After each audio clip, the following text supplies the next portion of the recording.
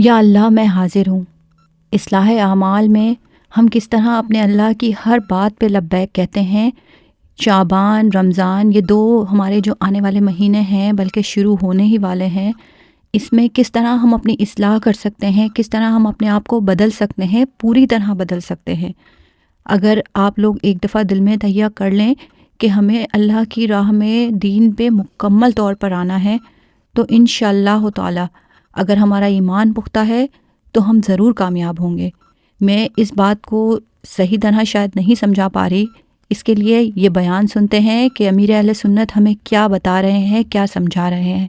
تو آئیے یہ بیان سنتے ہیں۔ الحمدللہ رب العالمین والصلاة والسلام علی سید المرسلین، اما بعد فاعوذ باللہ من الشیطان الرجیم، بسم اللہ الرحمن الرحیم۔ پڑھیے، الصلاة والسلام علیک یا رسول اللہ وعلی آلک واصحابک یا حبیب اللہ۔ الصلاة والسلام علیک یا نبی اللہ وعلی آلک واصحابک یا نور اللہ۔ درود پاک پڑھنے کے بے شمار فضائل و برکات ہیں۔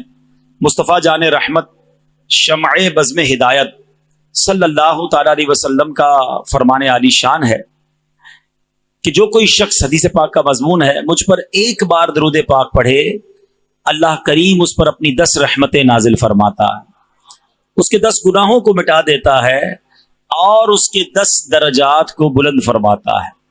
تو ہمیں چاہیے کہ ہم کثرت کے ساتھ درود پاک پڑھتے رہا کریں۔ ہر درود پر 10 نیکیاں، 10 گناہ معاف، 10 درجے بلند۔ تو پھر جو 100 بار پڑھے گا اس کا کیا حال ہوگا، جو 1000 بار پڑھے گا اس کو کتنا ثواب ملے گا۔ تو اللہ کرے کہ یہ بات سمجھ آ جائے۔ اور سبحان اللہ، شعبان کا جو مہینہ ہے نا، اس مہینے کو درود پڑھنے کا مہینہ کہا گیا، کیونکہ جو آیت درود ہے، ہم سب کو وہ آیت یاد ہے، وہ کون سی ہے؟ ان اللہ وملائکتہ یصلون علی النبی یا ایھا الذین آمنوا صلوا علیہ وسلموا تسلیما۔ مل کر درود پاک، اللہم صل علی سیدنا ومولانا محمد طب القلوب ودوائها وعافیت الابدان وشفائها ونور الابصار وضیائها وعلی آلہ وصحبہ وبارک وسلم۔ یہ جو آیت درود ہے نا، یہ بھی شعبان کے مہینے میں نازل ہوئی ہے۔ شعبان اور اگلا رمضان، سبحان اللہ۔ تو اب درود پڑھتے رہیں، عادت بنا لیں۔ آئیے مل کر محبت کے ساتھ با آواز بلند درود پاک پڑھ لیں۔ صلو علی الحبیب صلی اللہ تعالی علی محمد صلی اللہ علیہ وسلم۔ اللہ کے اولین گھر مکہ پاک کی کچھ بات کی جائے، کچھ کعبے کی بات کی جائے، کچھ ذکر حرمین کیا جائے۔ جب بھی حاجی یا عمرہ کرنے والا احرام پہنتا ہے تو احرام کے بعد لبیک پڑھتا ہے، نیت کے بعد لبیک پڑھنا ضروری بھی ہے۔ مگر ہمارے بزرگان دین کی لبیک کیسی ہوتی تھی؟ ایک بہت عظیم ہستی حضرت علی اوسط، یعنی امام زین العابدین رضی اللہ تعالیٰ عنہ، شہید کربلا، امام عالی مقام حضرت امام حسین کے شہزادے ہیں۔ بہت متقی، پرہیزگار، بہت تقوی والے، بڑی کمال کی شخصیت تھے۔ خوف خدا کتنا تھا کہ ایک بار امام زین العابدین نے حج کا احرام باندھا۔ جیسے ہی احرام باندھا نا تو آپ کے چہرے کا رنگ بدل گیا اور اتنا خوف طاری ہو گیا کہ آپ تلبیہ نہیں پڑھ سکے، آپ لبیک نہ پڑھ سکے۔ تو لوگوں نے عرض کی، حضور آپ لبیک کیوں نہیں پڑھتے؟ لبیک پڑھنا تو ضروری ہے۔ تو آپ نے فرمایا، مجھے ڈر ہے کہ جب میں لبیک اللہم لبیک پڑھوں تو کہیں سامنے سے لا لبیک نہ کہہ دیا جائے، یعنی مجھے یہ نہ کہہ دیا جائے کہ تمہاری لبیک قبول نہیں ہے۔ لوگوں نے کہا کہ لبیک تو پڑھنا ضروری ہے، نہیں پڑھیں گے تو احرام کی نیت ہی کمپلیٹ نہیں ہوگی۔ تو آپ نے پھر لبیک پڑھنا شروع کی، اور جیسے ہی لبیک پڑھا تو آپ پر اتنا خوف خدا طاری ہوا کہ آپ نیچے بے ہوش ہو کر گر گئے۔ اور پھر پورے سفر میں یہ کیفیت رہی کہ جب بھی آپ لبیک پڑھتے تھے آپ پر بے ہوشی طاری ہو جاتی تھی۔ یہ اللہ والے جو مقبولین بارگاہ ہیں، ان کا خوف خدا کا عالم یہ ہے۔ آج ہم میں سے کوئی مکے مدینے پہنچ بھی جائے تو ہنسی مذاق، شاپنگ، فضول باتیں، یہاں تک کہ حرم پاک کے اندر بھی فضول باتیں ہو رہی ہوتی ہیں۔ संभल कर पांव रखना जायरों शहर मक्का और मदीना में, कहीं ऐसा ना हो सारा सफर बेकार हो जाए। जाएं तो अदब के साथ जाएं, जाएं तो ज़ौक़ के साथ जाएं, जाएं तो मुजरिम बनकर जाएं, शर्मिंदगी के साथ जाएं। और जब लब्बैक पढ़ें तो काश ये जहन बन जाए कि मैं अपनी हाजिरी लगा रहा हूं। लब्बैक के माना तो समझो। आप और मैं जब स्कूल में जाते थे, मदरसे जाते थे, हमारा नाम पुकारा जाता था, हम क्या कहते थे? लब्बैक, प्रेजेंट, हाजिर हूं। ये हाजिरी लगती है। हाय हाय हाय, कहें जरा मिलके लब्बैक का पहले माना समझो। लब्बैक अल्लाहुम्मा लब्बैक, मैं हाजिर हूं मेरे मौला, मैं हाजिर हूं। लब्बैक ला शरीक लक लब्बैक, मेरे मौला तेरा कोई शरीक नहीं, मैं हाजिर हूं। इन्नल हम्दा वन निअमता लक वल मुल्क, तारीफ भी तेरी, नेमत भी तेरी, मुल्क भी तेरा। ला शरीक लक, तेरा कोई शरीक नहीं। जब जाया करो ना, और मैं आपको और मजे की बात बताऊं, अभी हम इंशाल्लाह ज़ौक़ हासिल करने के लिए लब्बैक पढ़ेंगे, लेकिन जब एहराम पहनता है ना इंसान, जिस्म से सारे लिबास उतर जाते हैं, और जब वो लब्बैक पढ़ता है तो उस कैफियत का आलम ही और होता है। वो कैफियत एहराम पहन के ही आ सकती है। बहरहाल अब अल्लाह से दुआ करते हैं, शाबान का महीना है, जल्दी जल्दी हमें एहराम पहनना भी नसीब फरमाए, लब्बैक पढ़ना भी नसीब फरमाए, काबे का तवाफ भी नसीब फरमाए, काबे का दीदार भी नसीब फरमाए, सफ़ा मरवा की सई भी नसीब फरमाए। अब इसी तसव्वुर में कि हाजिरी लग रही है। लब्बैक अल्लाहुम्मा लब्बैक, लब्बैक ला शरीक लक लब्बैक, इन्नल हम्दा वन निअमता लक वल मुल्क ला शरीक लक। लब्बैक अल्लाहुम्मा लब्बैक, लब्बैक ला शरीक लक लब्बैक, इन्नल हम्दा वन निअमता लक वल मुल्क ला शरीक लक। लब्बैक अल्लाहुम्मा लब्बैक, लब्बैक ला शरीक लक लब्बैक,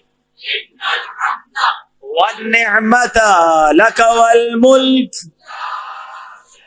ये कौन सर से कफन लपेटे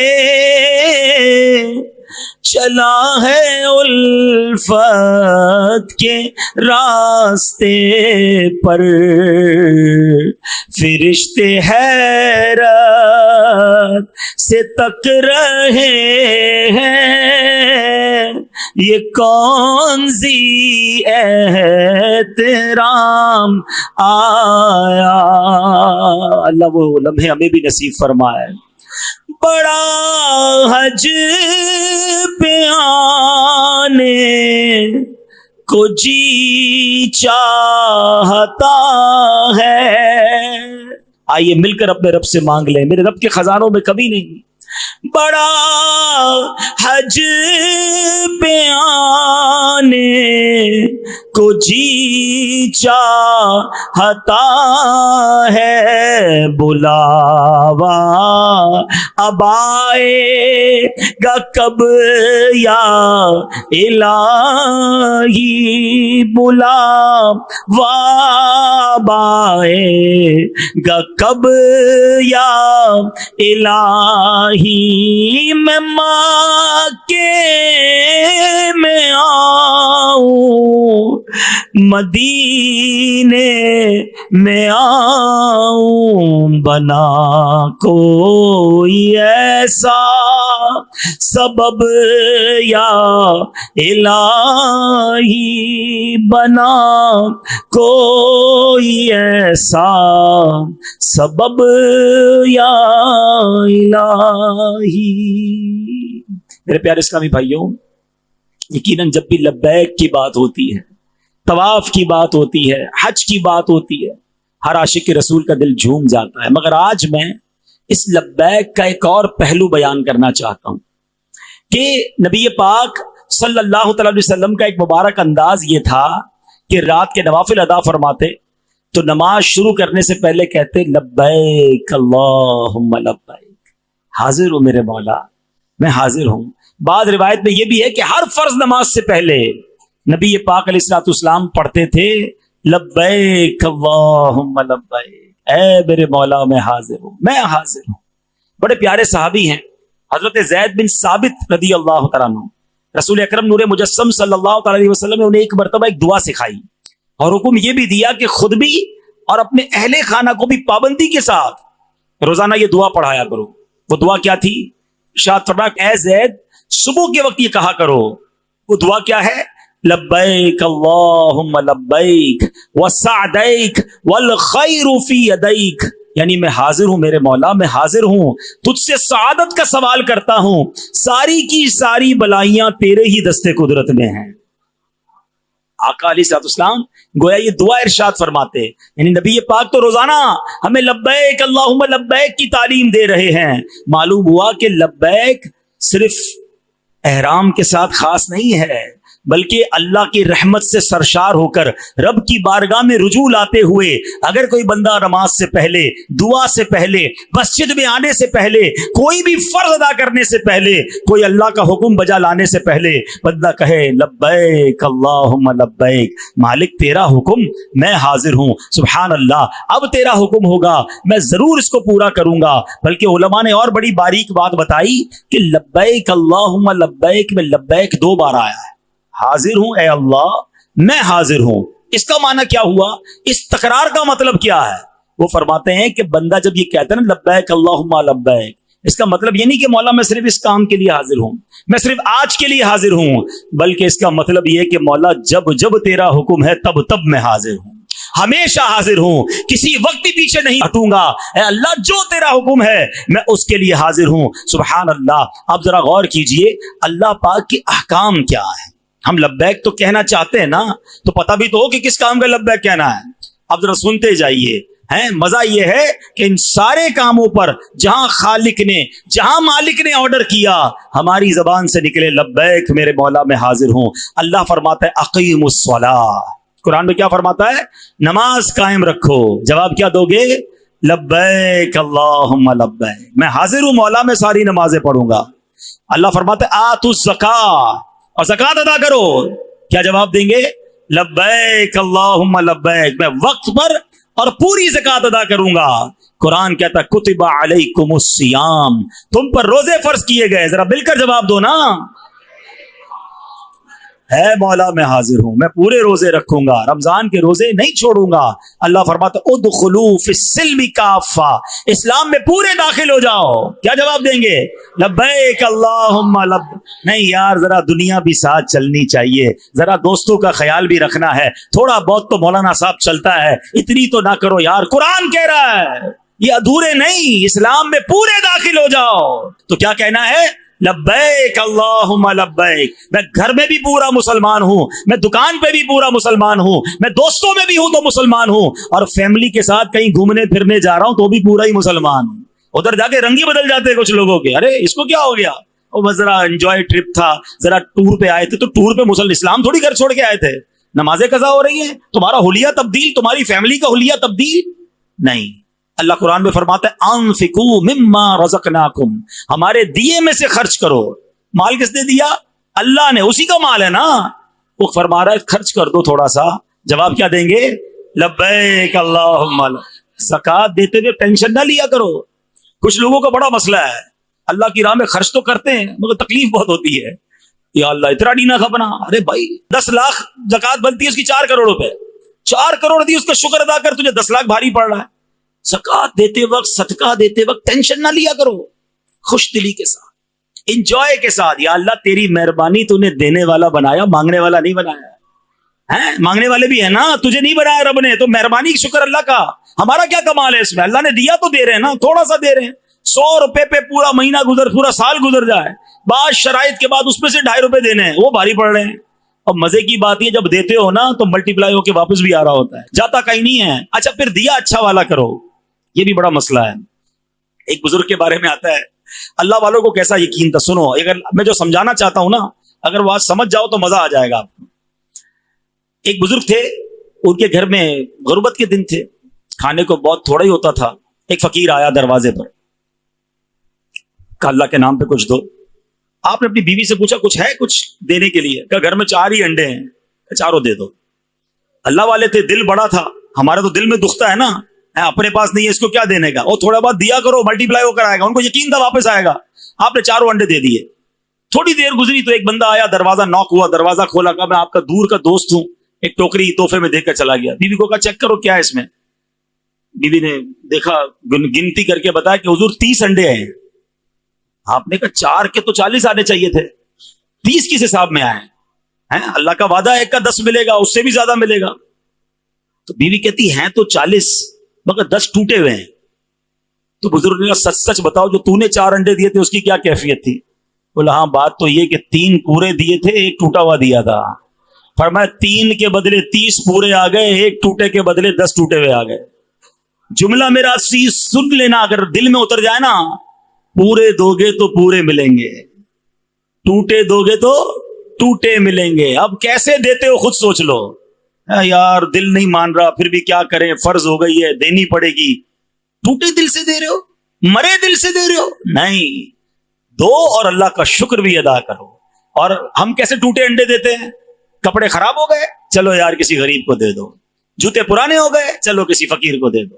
کھانا بچ گیا تو ہمارے گھر کی ماسی کو دے دو. جو بچ گیا, جو پھٹ گیا, جو پھینکنے لائق ہے, تب تمہیں غریب یاد آتا ہے, تب تمہیں اللہ کی راہ یاد آتی ہے. جس رب نے دیا اس کی باری میں خرچ کرنا ہے, تو آخری پھینکنے والا گھٹیا مال. پورے دو گے تو اچھے, دو گے تو اچھے, ٹوٹے دو گے تو اب خود سوچ لو کون سا دے رہے ہو. ہمارا تو حال یہ, دنیا سے محبت ایسی ہو گئی ہے کہ مثال کے طور پہ یہ مسجد میں ہی کبھی جمعے کی نماز میں اعلان ہو گیا کہ جناب اللہ کی راہ میں دیں. ہم نے کہا چلو آج سخاوت کے دریا بہا ہی دیتا ہوں, 100 روپے مسجد میں ڈال دیتا ہوں. پرس نکالا, 100 روپے کے 2 نوٹ ہیں پرس میں, ایک کڑک والا اور ایک پرانا سا پھٹا ہوا بھی ہے تھوڑا سا. سچ بتاؤ کون سا مسجد کے ڈبے میں ڈالتے ہیں؟ وہ کڑک والا 102 روپے کا نہیں ہے, وہ بھی 100 کا ہے, یہ بھی 100 کا ہے. اللہ کی راہ میں دینا ہے نا یار, یہ بارو کٹی ہو جاؤ, یہ نکال دو. کیوں؟ میرے رب کی راہ میں دے رہا ہوں, یہ سب سے اچھا والا نوٹ میں دوں گا. گھر کبھی اب یہ افطاری ہوگی نا شروع, مزہ پتہ ہی کیا ہے, سمجھو میری بات کو, یہ بات بڑی دل سے, اچھا یہ میں خود نہیں کہہ رہا, اپنے سے نہیں کہہ رہا. 4 پارے کی پہلی آیت پڑھنا کبھی جا کے. اللہ نے قرآن میں فرمایا لن تنالوا البر حتى تنفقوا مما تحبون. تم ہرگز اس وقت تک بھلائی تک نہیں پہنچ سکتے جب تک اللہ کی راہ میں اپنی پیاری چیز نہ دو. پیاری کون دیتا ہے یار؟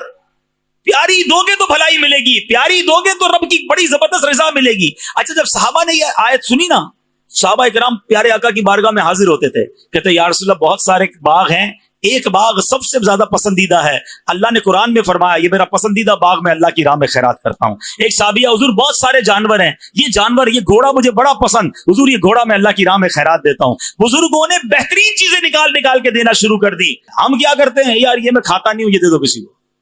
کیوں؟ اس بار رمضان میں پتہ ہے کیا کرنا, جب آپ کے گھر میں افطاری تیار ہو جائے نا, تو اپنی افطاری سے پہلے نکالنا وہی اچھی چیزیں اور کسی ایک گھر میں بھیج دیں, ایک غریب کو کھلا دیں, اپنے کسی ملازم کو بچا ہوا نہ کھلایا کرو یار, اب بہترین کھلاؤ. جملہ یاد رکھو, اچھا دو گے تو اچھا ملے گا, پورا دو گے تو پورا ملے گا, اور ٹوٹا دو گے تو اب آپ کی مرضی کون سا چاہیے. اللہ کی بارگاہ میں دل دیکھا جاتا ہے کہ جب میری باری آتی ہے تو یہ کیوں گھٹیا مال دیتا ہے. ہمارے پیسے اللہ کو تھوڑی جاتے ہیں, مگر رب کی بارگاہ میں نیت دیکھی جاتی ہے. انجوائے کیا کرو, خرچ کرو اور شکر ادا کرو, یا اللہ تیری مہربانی. جب بھی دین کی راہ میں خرچ کرو نا, اچھا پھر گن کر بھی بڑا خرچ کرتے ہیں لوگ. مثال کے طور پہ زکوٰۃ دے دی نا, جتنا حساب بنتا تھا, اللہ کرے وہ بھی پوری دے دیں. آج کل تو یہ والی وبا آ گئی ہے کہ لوگ پوری زکوٰۃ ہی نہیں دے رہے. بہرحال جس نے پوری بھی دے دی نا, اس کو مشورہ دے رہا ہوں. اب آپ کے پاس کوئی نیا کام آ گیا, کسی غریب کی مدد کرنی ہے, کوئی دینی کام آ گیا, تو لوگ کہتے ہیں بھائی زکوٰۃ پوری دے دی, اب اگلے سال آنا. ایک حدیث سن لو جس کا مضمون ہے گن گن کر خرچ نہ کرو, ورنہ وہ رب کریم بھی تمہیں گن گن کر عطا فرمائے گا. جب اللہ دیے جا رہا ہے تم کیوں روک رہے ہو؟ اور دو وہ اور دے گا, اور دو وہ اور دے گا, یقین تو رکھو نا. تو اس بار پوری زکوٰۃ, زیادہ صدقہ و خیرات, اور اچھے دل سے دیں گے انشاءاللہ. یہی گڑبڑ ہم کہاں کرتے ہیں فطرے کے اندر. کیا گڑبڑ کرتے ہیں؟ فطرہ کون سا دیتے ہیں؟ بچپن سے سن رہے ہیں, گندم کا فطرہ 50 روپے کا, 50 روپے دے دیے, 60 روپے تو 60 دے دیے, 100 تو 100, 150. وہ پوری حدیث تو سنو, میرے آقا نے 4 فطرے بیان کیے ہیں, جو کا, کشمش کا, کھجور کا, پھر چوتھے نمبر پہ گندم کی باری آتی ہے. ہماری تو سٹارٹ ہی گندم سے ہوتی ہے، سب سے سستی والی ہے نا، سستا والا فطرہ کون سا وہ لے لو۔ اب مجھے ایک بات بتاؤ، عید کے دن فطرہ دیتے ہیں نا، عید سے 2-4 دن پہلے دیتے ہیں، عید کی خریداری کرنے جب جاتے ہیں دکان پر تو کیا بولتے ہیں؟ بدے سے سب سے سستا والا کپڑا نکال دو، یہ بولتے ہیں؟ نہیں نا، اچھا والا دکھاؤ، برانڈیڈ۔ نہیں، کوالٹی کون سی آئی ہے؟ عید ہے بھائی، جوتے اچھے والے، بچوں کے لیے برانڈیڈ، یعنی اپنے لیے خریدنا ہے تو اچھا ٹاپ لیول، اللہ کی راہ میں دینا تو سستے والا فطرہ۔ اپنے دل سے پوچھو یار، جب ٹھیک کر رہے ہیں، سارا رمضان جو اجوا کھجور سے افطاری کر سکتا ہے وہ کھجور کا فطرہ کیوں نہیں دے سکتا؟ بہترین افطاری رب نے تمہیں پورا مہینہ کرائی، تمہیں روڈ پہ بیٹھ کر افطار نہیں کرنی پڑی۔ جب اللہ کی باری آئی، اس کی بارگاہ میں دینے کی باری آئی، سب سے نچلی کیٹیگری کا فطرہ۔ میں نہیں کہتا فطرہ ادا نہیں ہوگا، کوئی اس کو مسکنسپشن نہ بنائے، غریب آدمی ٹھیک ہے وہ فطرہ دے دے، اس کا ہو جائے گا، مگر جس کو رب نے کروڑوں سے اچھا بنایا وہ کیوں ایسی کام کرتا ہے بھائی؟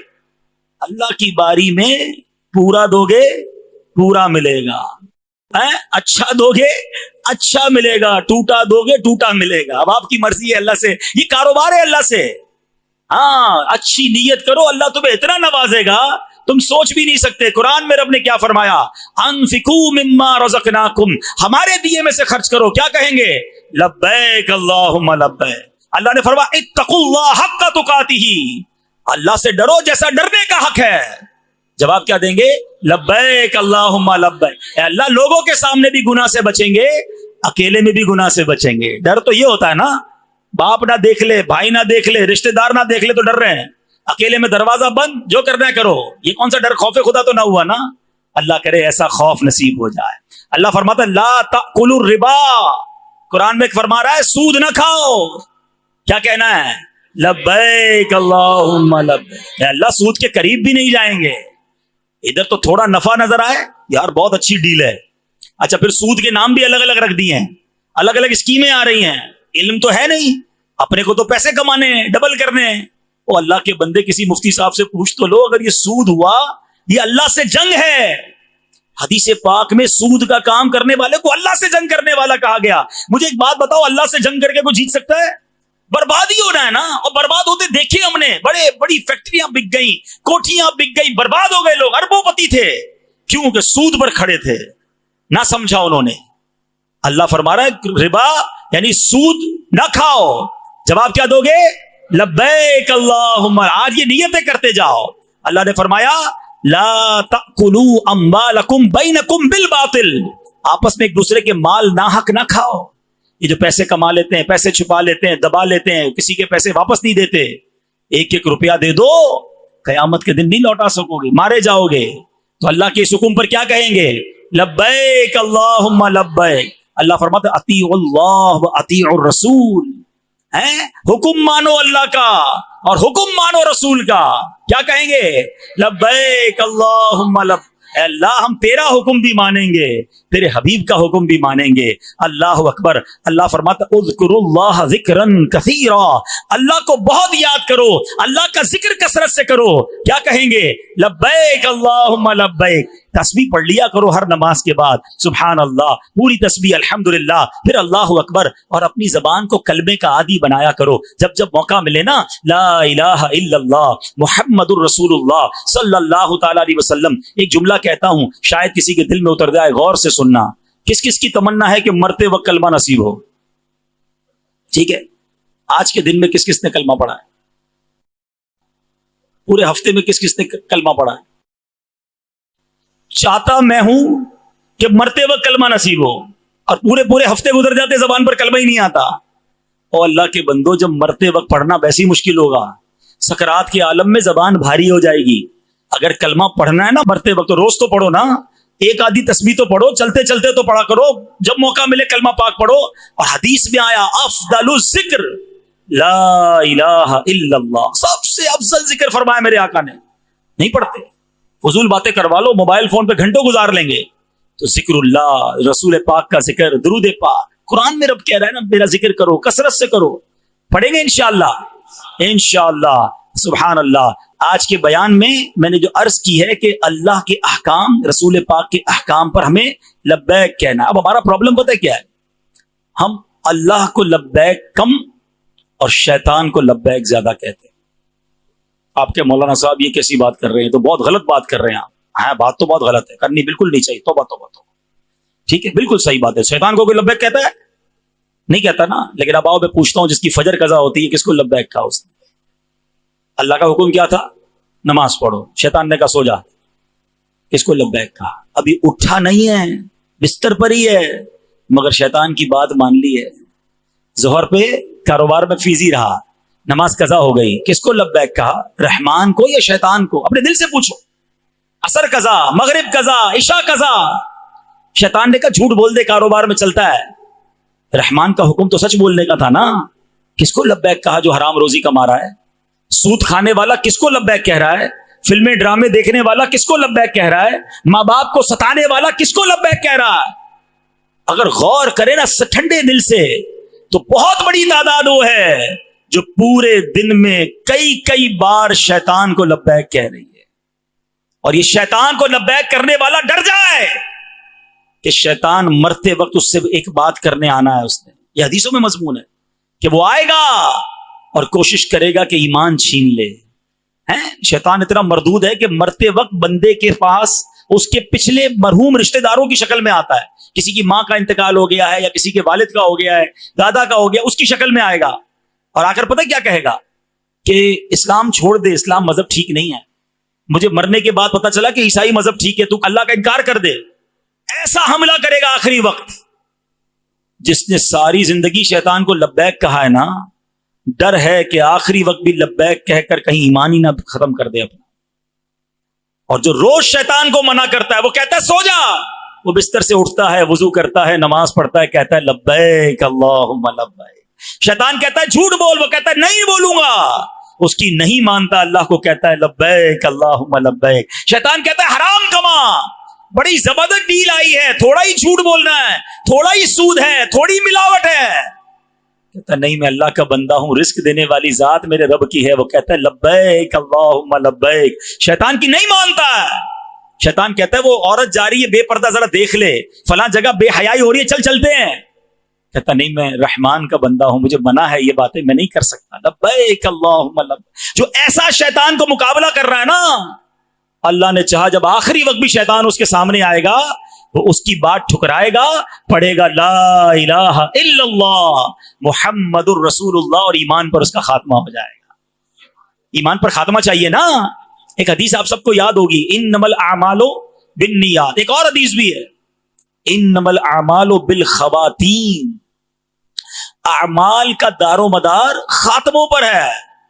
اب خاتمہ ہی ٹھیک نہ ہوا، بے شک کرتا رہے، حج کرتا رہے، عمرے کرتا رہے، نمازیں پڑھتا رہے، اور اللہ نہ کرے بغیر ایمان کے دنیا سے گیا تو سب نل اینڈ وائڈ، سب ختم ہو جائے گا. تو اگر اعمال بچانے ہیں نا تو پہلے ایمان بچانا ہے. مردود شیطان سے بچو اور اپنے رب کے احکام پر کہو لبیک اللہم لبیک. اللہ کو پکارنے سے کیسے کیسے کام بن جاتے ہیں پتہ ہے آپ کو. بندہ دل سے پکارے بس اسے. ایک واقعہ سنیں. حضرت بکر بن عبداللہ فرماتے ہیں کہ پچھلے زمانے میں ایک بادشاہ تھا، غیر مسلم بھی تھا، انتہائی ظالم بھی تھا. اس دور کے جو اہل ایمان تھے، بادشاہ کی ان کے ساتھ جنگ ہوئی، بادشاہ کو شکست ہو گئی، مسلمانوں کو فتح مل گئی، لوگوں نے اس کو قید کر لیا. اب اس بادشاہ کے بارے میں مشاورت، اس کا کرنا کیا ہے. مشورہ ملا بڑا ظالم ہے، بہت ظلم ڈھائے ہیں، اسلام کے بھی بڑا خلاف ہے. اس کو ایسا کرو کہ اس کو سزا دینی ہے کہ ایک دیگ بڑی سی بنگواتے ہیں، اس میں دیگ میں ڈالتے ہیں اور نیچے آگ لگا دیتے ہیں. یہ جلس جلس کر مر جائے گا. اس نے بڑا تنگ کیا مسلمانوں کو، بڑے قتل و غارت گری کی ہے. آگ جلائی گئی، دیگ اوپر رکھ دی، بادشاہ کو اندر ڈال دیا. اب جیسے جیسے دیگ گرم ہوتی گئی اس کو تکلیف ہوتی گئی. اب اس نے کیا کیا، باری باری اپنے خداؤں کو پکارنا شروع کیا. جن جن بتوں کی وہ پوجا کرتا تھا بلایا بلایا بلایا، کوئی نہیں آیا. آتا کہاں سے، ہوتا تو آتا نا. آگ بڑھتی گئی. اب اس کو خیال آیا کہ میرا تو کوئی خدا ہی میری مدد نہیں کر رہا. اس نے اب اللہ کو پکارنا شروع کیا، اے اللہ معاف کر دے، میں نے ساری زندگی شرک کیا، تیری عبادت نہ کی، میں نے تجھے ناراض کیا، مگر آج سچی توبہ کرتا ہوں. اور دل سے اللہ کو پکارنے لگا، لا الہ الا اللہ، لا الہ الا اللہ. یہ پکارتا رہا پکارتا رہا. حضرت بکر بن عبداللہ فرماتے ہیں کہ اچانک بارش شروع ہو گئی. آگ جلی ہوئی تھی، بارش سے ساری آگ بجھ گئی. اب اس کے بعد تیز آندھی آئی، وہ پڑھی جا رہا ہے لا الہ الا اللہ، لا الہ الا اللہ. ایسی آندھی آئی کہ دیگ ہی اڑنے لگ گئی. وہ دیگ سمیت اس کو آندھی لے کے کسی اور جگہ چلی گئی. سارے مسلمان دیکھتے رہ گئے، دیکھ کدھر گئی. وہ اندر سے آوازیں آ رہی اس بادشاہ کی، لا الہ الا اللہ، لا الہ الا اللہ. وہ دیگ اڑتے اڑتے اڑتے ایک گاؤں میں جا کر گری. اچھا وہ گاؤں بھی غیر مسلموں کا. وہ جب دیکھا ایک دیگ آئی ہے اور دیگ میں سے لا الہ الا اللہ کی آواز آ رہی, بولے یہ کون آ گیا ہمارے یہاں؟ مسلمان, چلو مل کے مارتے ہیں اس کو. سب تیار ہو کے اس کو مارنے گئے. کسی نے کہا یہ تو سوچو دیگ اڑتی ہوئی آئی ہے, یہ بندہ کوئی نارمل نہیں ہے, یہ صحیح بات کر رہا ہے. دیگ سے یہ باہر آیا کہ تم کیسے آئے؟ اس نے اپنا پورا واقعہ سنایا. کہتا ہے میں بھی ایک بادشاہ تھا, میں اللہ کے بڑے خلاف تھا, مسلمانوں کے خلاف تھا, بڑا مارا میں نے ان کو, مگر آخری وقت میں اس رحمان کو پکارا, اس نے مجھے بچا لیا. اس بادشاہ کا واقعہ سن کر پورے گاؤں والے کلمہ پڑھ کے مسلمان ہو گئے. ہاں تو کریم ہی جو ٹھہرا تو کرم کے کیا ٹھکانے, تو کریم ہی جو ٹھہرا تو کرم کے کیا ٹھکانے, جو نوازنے پہ آئے تو نواز دے زمانے. اللہ بڑا کریم ہے, دل سے پکارو تو صحیح. اب سوچو وہ غیر مسلم تھا, اس نے ساری زندگی کفر میں گزاری, ایک بار رب کو پکارا, اللہ نے اس کے کام بنا دیے. جو مسلمان ہوگا اور روزانہ کہے گا لبیک اللہم لبیک, نماز پڑھے گا, روزے رکھے گا, عبادت کرے گا, حرام چھوڑے گا, ذرا سوچو نا پھر اس کے کام کیسے بن جائیں گے. تو اے میرے پیارے اسلامی بھائیوں, ویسے بھی اب تو رمضان آنے والا ہے. اللہ نہ کرے اگر کوئی میرا بھائی نمازیں نہیں پڑھ رہا, اب سے شروع کر دے, تلاوت شروع کر دے, درود شروع کر دے, غلط کام چھوڑ دے. رمضان کا تو ویسے بھی استقبال ہونا چاہیے. ہم نے دیکھا کچھ لوگوں کو رمضان میں روزوں میں بڑی تکلیف ہو جاتی ہے کیونکہ وہ سارا سال نفلی روزے نہیں رکھتے. اب موقع اچھا ہے, ابھی سے کچھ روزے رکھنا شروع کر دیں تاکہ رمضان کی پریکٹس ہو جائے. اپنے آپ کو ابھی سے گناہوں سے پاک کرنا شروع کریں تاکہ کہیں رمضان میں بری عادتیں نہ ہوں. شیطان تو بند ہوتا ہے مگر اس میں بھی لوگ غلط کام کر رہے ہوتے ہیں. کیوں؟ عادت پہلے سے پڑی ہوئی ہے نا, شیطان کو ضرورت ہی نہیں ہے, اپنی عادتیں پہلے ہی ایسی بنائی ہوئی ہیں. تو اپنی عادتیں چینج کریں, اپنے آپ کو پیور کرنے کی کوشش کریں. اور دیکھو میرے رب کی رحمت کتنی بڑی ہے کہ بخاری شریف کی ایک حدیث ہے اور حدیث قدسی ہے. اللہ فرماتا ہے اگر بندہ میری طرف ایک بالشت بڑھتا ہے تو میں اس کی طرف ایک گز بڑھتا ہوں. اگر بندہ میری طرف ایک گز بڑھے میں اس کی طرف ایک میل بڑھتا ہوں. اور اگر میرا بندہ چل کر آئے تو میری رحمت اس کی طرف دوڑ کر آتی ہے. وہ تو چاہتا ہے, اس کی رحمت یہ چاہتی ہے ہم بخشے جائیں, ہم معاف کر دیے جائیں, ہم جنت میں جائیں. مگر بندہ ہے کہ خود اللہ سے رخ موڑ کے غلط کاموں کی طرف چلا جاتا ہے. تو ہے میرے پیارے اسلامی بھائیوں, بس مانگنا ہے اس سے دے دینا ہے. ہاں اس کے خزانوں میں کمی نہیں. آپ کے میرے پاس تھوڑے پیسے ہوتے ہیں, بہت گن گن کے بانٹتے ہیں, وہ تو اس کے تو خزانے ختم ہونے والے نہیں ہیں. آج سچے دل سے توبہ کر کے, آج سچے دل سے اسے پکار کے, آج سچے دل سے اسے دوستی کر کے جانا ہے. اگر کوئی غلط عادت, اگر کوئی غلط کام کوئی کرتا ہے, آج توبہ کر لو, سچی توبہ کر لو. اور الحمدللہ ایسی پیاری باتیں ہمیں دعوت اسلامی کے ماحول میں سکھائی جاتی ہیں. آپ دعوت اسلامی کے اجتماعات میں آیا کریں, مدنی قافلوں میں سفر کیا کریں, تو انشاءاللہ اللہ سے دوستی ہونا شروع ہو جائے گی, گناہوں کی عادت ختم ہونا شروع ہو جائے گی. اور دعوت اسلامی کی تو کیا بات ہے, دنیا بھر میں دین متین کا کام کر رہی ہے. 150 سے زیادہ ممالک میں دعوت اسلامی سنتوں کا پیغام پہنچا چکی ہے.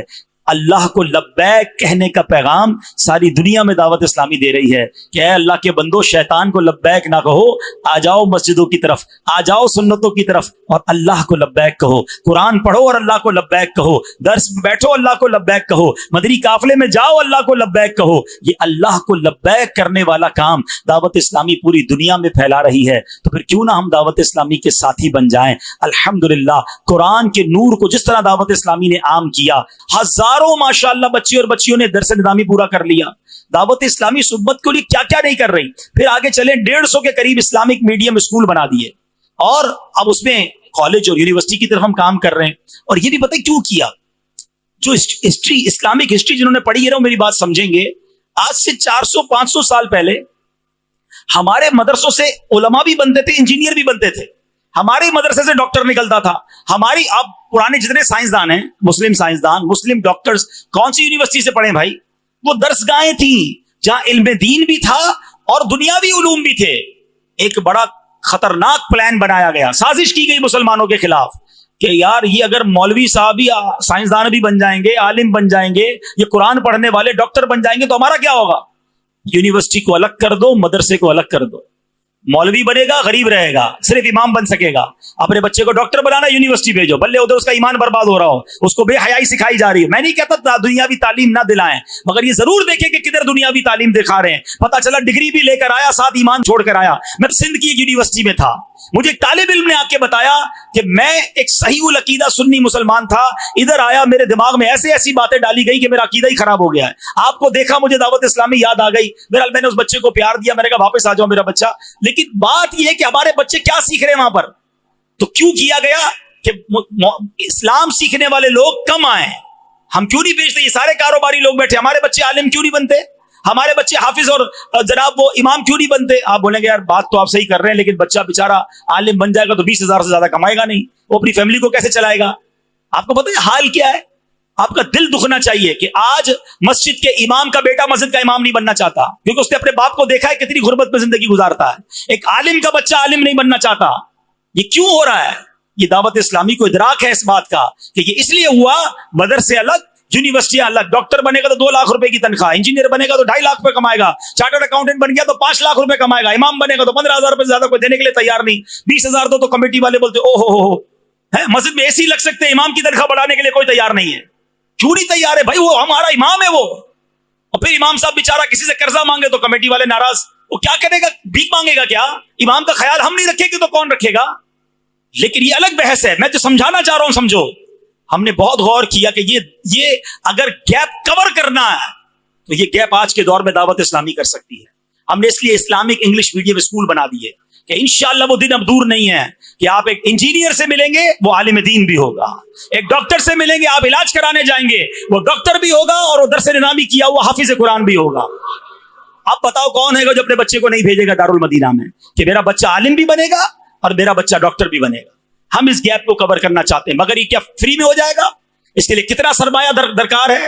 ہم کیوں کہتے ہیں دعوت اسلامی کا ساتھ دو؟ اگر آپ نے اس امت کی تقدیر کو بدلنا ہے تو جو پلانز ہیں دعوت اسلامی کے پاس، جو فالوئنگ ہے دعوت اسلامی کے پاس، جو ارادے ہیں الحمدللہ، ہم سب کو اپنی دعوت اسلامی کا ساتھ دینا چاہیے۔ پھر آگے چلیں، میڈیا دیکھیں، میڈیا کے ذریعے کیا نہیں بے حیائی سکھائی جا رہی، ہمارے بچوں کے ذہن خراب کیے جا رہے فلموں ڈراموں کے اندر۔ اس کا اگر مقابلہ کرنا ہے آپ کو چینل لانا تھا، ہم اردو چینل لائے، انگلش چینل لائے، بنگلہ چینل لائے، عربی یوٹیوب چینل لائے، ہم ایسے کارٹون لے کر آئے کہ آج 40-50 ملین ویورز الحمدللہ غلام رسول کے کارٹونز میں مل رہے ہیں۔ کیوں مل رہے ہیں؟ بچے دیکھ رہے ہیں، بچے دیکھ کر سنتیں سیکھ رہے ہیں، اپنے ماں باپ کا ادب کر رہے ہیں۔ آپ کام کی رفتار اور اس کی حکمت عملیوں کو دیکھیں اور آگے چلیں۔ جب ویلفیئر کی باری آئی، کووڈ کے زمانے میں بے روزگار ہو گئے لوگ، 1 کروڑ لوگوں تک دعوت اسلامی نے، اس سے زیادہ لوگوں تک پکا ہوا کھانا پہنچایا، راشن پہنچایا، کیش پہنچایا۔ ہمیں پتا چلا کہ بارشیں ہو رہی ہیں، سیلاب آ رہے ہیں، اور ذرا برف باری ہوتی ہے تو مری کے اندر برف باری ایسی ہوئی کہ وہ رکنے کا نام نہیں لے رہی، گرمی پڑتی تو ہیٹ ویو آ جاتی ہے۔ یہ پرابلم کیا ہے؟ جب حکومتی اداروں سے بات کی تو پتا چلا درخت کاٹے گئے، فارسٹ کاٹے گئے، روڈیں بنا کے ہم نے درخت کم کیے، اس لیے موسم تبدیل ہو رہا ہے۔ ہم نے بیڑا اٹھایا کہ پودا لگانا ہے، درخت بنانا ہے۔ 26 لاکھ کے قریب پودے دعوت اسلامی والے لگا چکے، اب بھی پودے لگا رہے ہیں، اس کا خیال بھی رکھ رہے ہیں تاکہ ہمارے وطن کو آکسیجن کی فیکٹریاں ملنا شروع ہوں۔ پھر آگے چلیں، سیلاب آیا، سیلاب کے اندر اللہ کی رحمت سے 3 ارب سے زیادہ روپوں کا کام الحمدللہ دعوت اسلامی والوں نے کیا، کھانا پہنچایا، راشن پہنچایا، کیمپ پہنچائے، میڈیکل کیمپ لگائے، صرف انسانوں کے نہیں جانوروں کے بھی میڈیکل کیمپ لگائے، کیونکہ گاؤں گوٹ کے لوگوں والوں کے لیے جانور بچے کی طرح ہوتے ہیں۔ تو یہ ہے دعوت اسلامی۔ ترکیہ اور شام کا معاملہ ہوا، الحمدللہ آپ کو کوئی پاکستانی NGO گراؤنڈ پہ نظر نہیں آئے گی، سامان کچھ لوگوں نے بھجوایا ہوگا، ہم وہاں موجود ہیں کیونکہ ہمارے 5 فیضان مدینہ ترکیہ میں ہیں۔ اللہ کی رحمت سے جب اتنا بڑا کام کوئی تحریک کر رہی ہو پھر ہم اس میں کتنا ساتھ دیں۔ ہم سب کو دعوت اسلامی کا ساتھ دینا چاہیے۔ ایک آخری بات، ایک شکوہ کر کے اپنے بیان کو ختم کر رہا ہوں۔ ہم سب کو دعوت اسلامی کا فیضان ملا ہے، ہم سب کو کچھ نہ کچھ ضرور دعوت اسلامی نے دیا ہے، ہمارا عقیدہ بچایا، ہماری نسلوں کا عقیدہ بچایا، مگر ہم سب میں سے کیا ہم سارے لوگ اپنی پوری یا اکثر زکوٰۃ دعوت اسلامی کو دیتے ہیں؟ نہیں دیتے۔ کیوں نہیں دیتے؟ میں ملا ہوں کئی لوگوں سے، یار آپ کیوں نہیں دیتے؟ یار آپ کے پاس تو بہت آ جاتا ہے، یار دعوت اسلامی کے پاس بہت پیسہ ہے۔ یہ ایک بڑا مسئلہ ہو گیا بھائی، پتہ نہیں کس نے اڑا دی ہے۔ یقیناً دعوت اسلامی کو بہت چندہ ملتا ہے مگر ہمارا خرچہ اس سے زیادہ ہے۔ بھائی چندہ نہ ہوتا تو تیرے سارے شعبے کیسے چلاتے؟ لیکن کام بھی آپ کے سامنے ہے نا۔ تو آپ پلیز سمجھے اس بات کو کہ ہمارے پاس چندہ ختم ہو جاتا ہے، تو اس بار اپنی دعوت اسلامی کا خیال پہلے رکھیں، بے شک باقیوں کو بھی دیں۔ ہم یہ نہیں کہتے سب کا ختم کر کے ہمیں دے دیں، سب سے پہلے تو اپنے غریب رشتہ داروں کو دیں۔ جو امیر اہل سنت کے مرید ہیں، جو دعوت اسلامی کے چاہنے والے ہیں، ان کی زکوٰۃ کا تو بڑا حصہ دعوت اسلامی کو آنا چاہیے۔ تو انشاءاللہ دعوت اسلامی کا بھرپور ساتھ دیں گے انشاءاللہ۔ اللہ پاک ہم سب کو اپنی راہ میں دل کھول کر خرچ کریں گے. کیسا خرچ کریں گے؟ خوشی کے ساتھ. کیسے کریں گے؟ اور کون سا والا دیں گے؟ اچھا والا دیں گے. اچھا دو گے تو اچھا ملے گا, پورا دو گے تو, اور ٹوٹا دو گے تو ٹوٹا نہیں دیں گے انشاءاللہ, اچھا ہی دیں گے.